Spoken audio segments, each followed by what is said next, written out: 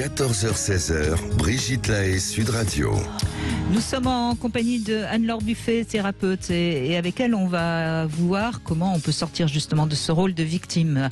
Bonjour Sabrina. Bonjour Brigitte, je suis ravie d'être à vos côtés, ainsi qu'à votre invitée Anne-Laure Buffet. Bonjour Sabrina. Merci Sabrina. Bonjour et à vos auditeurs. Alors moi, effectivement, j'ai cette position de victime, je l'ai eue depuis 20 ans avec le père de mes enfants, où je me plaignais tout le temps de comment il se comportait avec moi auprès de sa famille. J'avais toujours besoin d'avoir une approbation, qui me disait si c'était bien ou c'était... Je pleurais tout le temps. Et à un moment donné, j'ai beaucoup suivi vos émissions et j'avais aussi écouté Anne-Laure Buffet dans différentes vidéos qu'elle faisait sur YouTube, sur un peu l'emprise qu'on pouvait avoir et la comprendre. Et ça a fait son cheminement chez moi. Donc de là, au bout de 20 ans, j'ai décidé de quitter le père de mes enfants. Là, ça faisait 2 ans et demi que je l'avais quitté et je recevais donc des menaces de mort. Et de là, j'ai décidé de plus être la victime, mais d'être mon propre chef. Parce que comme je voyais qu'en me plaignant auprès de sa famille, je n'y gagnais rien à part m'engouffrer encore plus dans l'emprise. Là, j'ai décidé de me sauver moi. En fin de compte, j'ai décidé de partir. Oui, mais merci de votre témoignage, Sabrina, parce que en effet, pendant 20 ans, vous subissez, vous êtes victime, et donc comme vous êtes victime, vous restez victime. Et c'est sûr que le jour où vous prenez la décision de partir, bravo. Alors d'abord, je vous remercie. Je vous félicite d'avoir pris la décision de partir. Je suis très touchée de savoir que j'ai pu un peu contribuer. Ça me touche beaucoup. Mais effectivement, je pense que vous avez fait le meilleur choix pour vous, c'est-à-dire vous reconsidérer. Avoir une nouvelle considération pour vous suffisante à un moment pour vous dire que quel que soit le chemin qu'il y avait maintenant à parcourir, en tout cas il dépendait de vous et non pas de ce que d'autres ne pourraient pas vous donner, de sa famille.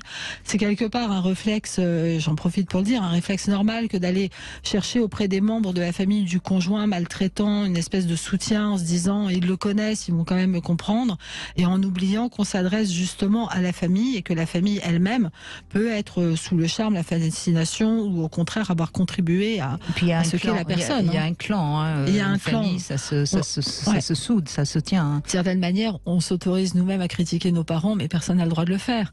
Donc c'est cette espèce de réflexe de protection qui se joue et qui pour vous rendait encore plus difficile la situation et comme vous l'avez dit, jusqu'à vous faire pleurer plus d'une fois. Mais en revanche, aujourd'hui, on l'entend dans votre voix, il y a cette volonté de ne plus, quelles que soient les menaces de monsieur, et je sais à quel point ça peut être invalidant, mais de se dire, je peux dépasser la menace pour me donner le droit de vivre une vie qui dépend de mes choix et non pas de la coercition de quelqu'un d'autre.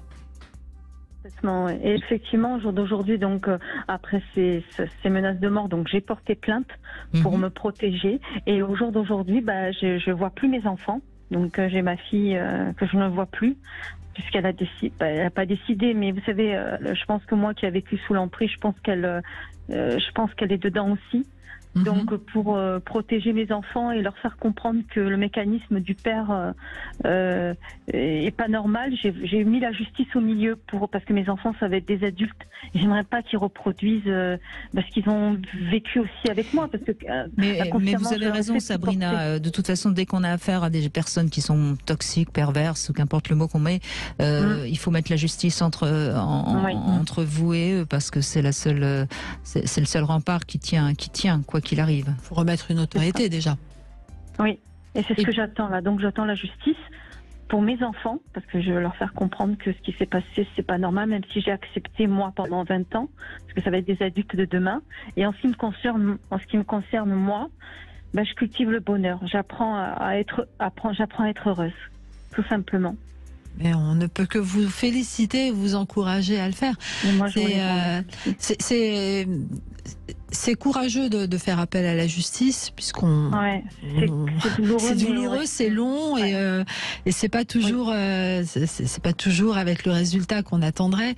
Mais en revanche Et vraiment, quoi qu'il arrive, et ça c'est également très important de le dire, quoi qu'il arrive, ça permet quand même de signifier à vos enfants, même si pour l'instant ils sont sous l'emprise du père, ça permet quand même de leur signifier qu'il y a une autre parole possible et une autre direction possible que uniquement cette espèce d'autorité paternelle qui semble toute puissante. Donc ne serait-ce que pour ça, vous avez parfaitement raison de le faire. Et puis après, je vais me permettre de vous dire ce que je dis souvent en consultation, c'est que vos enfants aujourd'hui ont du chemin à faire eux aussi, que toute personne qui est manipulée, tout parent qui est manipulé doit entendre que les enfants sont également manipulés, mais la personne manipulée se sépare d'un conjoint, les enfants ne peuvent pas se séparer d'un parent, donc c'est beaucoup plus compliqué comme parcours, et il faut leur laisser le temps d'accepter petit à petit une réalité que vous allez pouvoir montrer différente de celle qu'ils ont toujours connue. Exactement. Complètement. Et Sabrina, je suppose que vous vous faites aider actuellement? Oui, j'ai la chance, Brigitte, d'être accompagnée par une association qui sont spécialisées dans le... Alors, voyez, je crois que ça, c'est aussi quelque chose que je voudrais dire. Je pense que demander de l'aide, c'est une preuve de courage et non pas une preuve de faiblesse. Parce que demander de l'aide, c'est déjà d'accepter de montrer sa fragilité ou en tout cas ce qui ne va pas chez nous. Et donc, c'est déjà du courage et c'est bien. Parce que se faire aider, c'est... je trouve ça tout à fait bien, parce qu'on a besoin de se faire aider quand on a du mal à porter quelque chose de lourd. Je vois pas pourquoi on n'aurait pas le droit de se faire aider parce que vit Sabrina, entre autres, c'est lourd. Mais vous savez, pour rebondir, Brigitte, sur ce que vous dites, j'ai animé pendant 7 ans des groupes de parole et je leur disais, quand elles venaient, les personnes qui venaient pour la première fois, je leur disais, vous vous rendez pas compte de l'énergie que vous avez déployée pour venir, parce que maintenant que vous êtes là, que vous êtes assise et que vous avez l'impression de souffler, il faut pas oublier qu'il a fallu que vous vous renseigniez, que vous preniez un contact, que vous sortiez de chez vous, que vous fassiez un trajet, que vous arriviez à un endroit que vous ne connaissez pas pour être vu par des personnes que vous ne connaissez pas, pour raconter une histoire qu'on vous a dit être fausse depuis des mois, voire des années. Donc je dis, c'est un courage phénoménal. Bravo. Bravo Sabrina.